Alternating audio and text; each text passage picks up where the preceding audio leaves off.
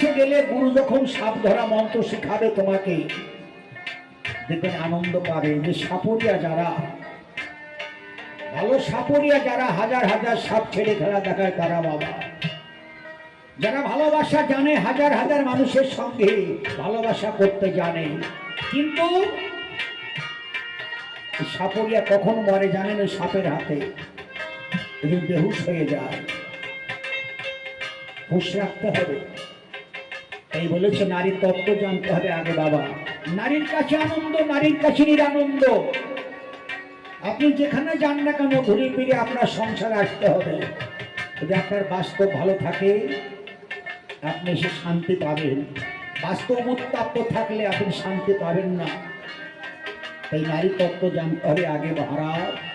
যেদিন হয়তো আপনি জগৎলক্ষ্মীর কেশর ধরেছেন, আপনার সোনার লঙ্কায় ভাঙল লেগেছে, জানি প্রিয়ে, আমি জানি। আমি কি জানি না সীতাই বাকে, রানী বাকে? তুমি তুমি বসো প্রিয়ে আমার পাশে। আমি সীতার কেশর ধরতে চাইনি, আমি নিরুপায় হয়ে গিয়েছিলাম। কেন জানো? ওদিন পঞ্চবটি বন হতে সীতাকে আমি চুরি করে নিয়ে আসি সাগর পথে। সাগরের পথে আসলে সীতা সাগরে ঝাঁপ দিতে যায়। আমি নিরুপায় হয়ে সীতার কেশর ধরে বসেছিলাম। দেখেছেন রাবণ কিন্তু মরতো না বাবা। কেন মরল বলুন তো? যা ৩৩ কোটি দেবতা আজ্ঞাবহ দাস, জমকানে ঘোড়ার ঘাস, শনি কাছে কাপড়, উগ্রচণ্ডী তারের দাড়ি, তাকে মারবে কে? ইচ্ছাগত মরণ বর চেয়ে নিয়েছে ব্রহ্মার কাছ থেকে। তাহলে মরল কেন? অপরাধ। কি অপরাধ? তুমি তো রাজা, তুমি কেন যোগীর বেশে সীতাকে চুরি করলে? হ্যাঁ, তুমি রাবণ বেশে যেতে পারতে, কেন যোগীর বেশে গেলে? তোমার বৈষ্ণব অপরাধ হয়ে গেছে, যোগীদের অপরাধ হয়নি। সেই অপরাধের মৃত্যু হলো বাবা, না রাবণ মরত না। কারণ ভগবান কখনো ভক্তকে মারতে পারে না, কিন্তু ভগবান সুযোগ খোঁজে, কোথায় তার ত্রুটি আছে সেইটা খোঁজে, যখন সুযোগ পায় সেখানে আঘাত করে। বলছে মন্দাধরী তুমি আমার পাশে বসো প্রিয়ে। আমার মধ্যে কেহ রইল না সোনার লঙ্কায়, আমি তোমার কাছে সমস্ত কথা খুলে বলবা। সীতাই বাকে, রানী বাকে, কেনই বা সীতাকে আমি সোনার পুরী না রেখে অশোক কাননে রেখেছি, যেখানে কোনো শোক লাভ নেই। ওই অশোক কাননে সাধন ভজন করবার জন্য শর্মা বিভীষণের স্ত্রী এবং তরুণী এবং মন্দাধরী ওই অশোক কাননে গিয়ে বসতে সাধন ভজন করবার জন্য, শান্তির জন্য। কিন্তু আমার সংসারে অশোক কাননটা কোথায় বাবা?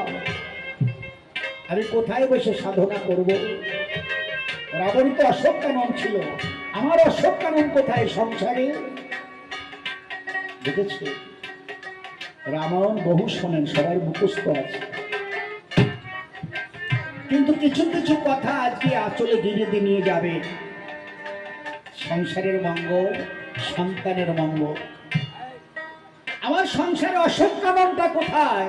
সবাই তো আমরা শান্তি চাই, একটু শান্তির জন্য ঘুরি, শান্তির জন্য বইয়ের মনোবাসনা পূর্ণ করি, এটা এনে ওইটা এনে ওটা এনো, সন্তানের মনের আশা পূর্ণ করার চেষ্টা করি, বাবা এই দিও ওই দিও।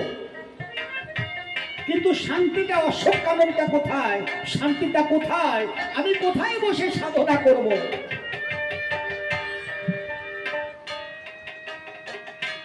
এটা হলো বিষয়বস্তু বাবা। তাই বলেছে কোটি কল্পকাল করে নাম সংকীর্ত, তথাপি না মেলে ব্রজে ব্রজেন্দ্র নন্দ। তত্ত্ব জানতে হবে, নিগুড়ে আছে, শান্তি আছে, জায়গাটা আমাকে খুঁজতে হবে। তাই বলেছে প্রিয়ে দুটি ভাই ছিলাম স্বর্গে জয় বিজয় নামে, নারায়ণের দ্বারের দ্বারী। একদিন সমগ্রীষ্মে আসছিলেন নারায়ণ দর্শন করবার জন্য, আমার দ্বার ছেড়েছিলাম না। অনেক অনুনয় বিনয় করেছিলেন মুনি, সেভাবে অন্তরে ব্যথা পেয়ে অভিশাপ দিয়েছিল জয় বিজয়, তোরা বহু পুণ্যের ফলে দুটি ভাই স্বর্গে নারায়ণের দ্বারে দাঁড়ি হয়েছিস, আজ হরিদর্শনতে আমাকে বঞ্চিত করলি, অভিশাপ করলাম যা, তোদের রাক্ষস কুলে জন্ম হবে, মর্তধামে যেতে হবে। জানো প্রিয়ে, নারায়ণের চরণ ধরে আমরা দুটি ভাই কত কেঁদেছিলাম আর বলেছিলাম হরি না বুঝে ভুল করেছি, মণিবর অভিশাপ দিয়েছে আমাদের, রাক্ষস কুলে জন্ম হবে, মর্তধামে যেতে হবে। জয় বিজয়, ভুল করেছিস তোরা, মনির সাপ কখনো ব্যর্থ হবে না রে, রাক্ষস কুলে যেতেই হবে তোদের, তাহলে আমাদের পারের ওপার হবে। শুনে যা, পিতা যুগে যাবো ধনুর্বাণ হাতে করে রাম রূপে, যদি আমার সঙ্গে মিত্রভাব ব্যবহার করিস, 7 জনম পর উদ্ধার করে গোলকের জয় গোলককে নিয়ে আসবো আমি। যদি শত্রু ভাব ব্যবহার করিস, 3 জনম পর উদ্ধার করে গোলকের জয় গোলককে নিয়ে আসবো আমি। দেখেছেন বাবা, আগে ছিল সত্য দাপার পিতা কলি, এই পিতাকে পিছনে আগে আনলেন কে, দাপারকে পিছনে ফেললেন কে? এই মানুষ ভগবান বাবা। মানুষই ভগবান, ভগবানকে দেখা যায় না, অনুভূতি করতে হয়। এই চোখে দেখা যাবে না, চোখ মেলে চোখ বন্ধ করে ভগবানকে দেখা যাবে। এই নররূপে নারায়ণ, মানুষই ভগবান। তাহলে গৌতমনির পুত্র সত্যানন্দ যখন জানতে পারলেন 12 বছর বয়স, পিতার কাছে প্রশ্ন করল, পিতা আমার মা কোথায়? তোমার মা পাষাণী হয়ে আছে। কেন?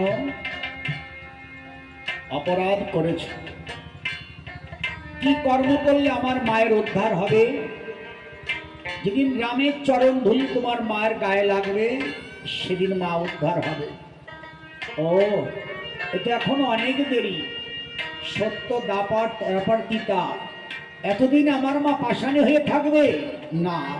মায়ের জন্য সত্যানন্দ সাধনায় গেলে, চৈত্র মাস বৃক্ষে পা বেঁধে হেট মন্ডে অগ্নিকুণ্ড জ্বালিয়ে মায়ের জন্য কঠোর সাধনা করতে লাগলে। সাধনায় নারায়ণে আসন চলে গেলে দৈববাণী হলো, সত্যানন্দ তোমার সাধনায় আমি সন্তুষ্ট হয়েছি, কি চা আমার কাছে? বলে আমার মাকে উদ্ধার করতে হবে, দাপারকে পিছনে ফেলে পিতাকে আগে আনতে হবে। তথাস্থ। এই জন্য বাবা, মায়ার সংসারে আমাদের পুত্র সন্তানের প্রয়োজন হয়। একমাত্র পুত্রই পারে অনন্ত কোটি রৌরব হতে মাতা পিতাকে উদ্ধার করতে। অনেকে বলে আমার মেয়ে আমার ছেলের কাজ করিয়ে দেবে, তাহলে আর পুরুষ সৃষ্টি করতো না রে বাবা। নারী নারীর জায়গায়, পুরুষ পুরুষের জায়গায়, তাহলে প্রতিটি পুরুষ সৃষ্টি করতো না ভগবান। তাই বলেছে, এই যে মা চলে গেছে, 1 বছর কাল অসুখ থাকবে। যদি কর্ম ভালো হয় তাহলে বিষ্ণুর পদে চলে যাবে, ওনাকে মর্তধামে আসতে হবে না। কর্ম ভালো নয় জমপুরে যাবে। তাই জমপুরে যদি যায় 1 বছর থাকতে হবে জমের পুরে। কেন? যদি আপনারা শাস্ত্র মানেন, না মানলে আমার কিছু করার নাই। আমি মন গড়া কথা বলছি না। জমের একদিন, আমাদের 1 বছর। ভালো করে শুনবেন। এই জন্য 1 বছর না গেলে কাল অসুখ যায় না বাবা। 1 বছর পরে যমরাজ, জমের কাছারি আছে বাবা, কোর্ট আছে, এই ওর জামিন হয়েছে, কোর্টে তোলো, ওর বিচার হবে, ওর জেল মুক্ত হয়ে গেছে। চিত্রগুপ্ত খাতা খোলো, দেখো তো কতটুকু পাপ করেছে, কতটুকু পুণ্য করেছে, সেই অনুপাতে সেই কুলে পাঠাবে। কিন্তু আত্মার জন্ম হবে না বাবা।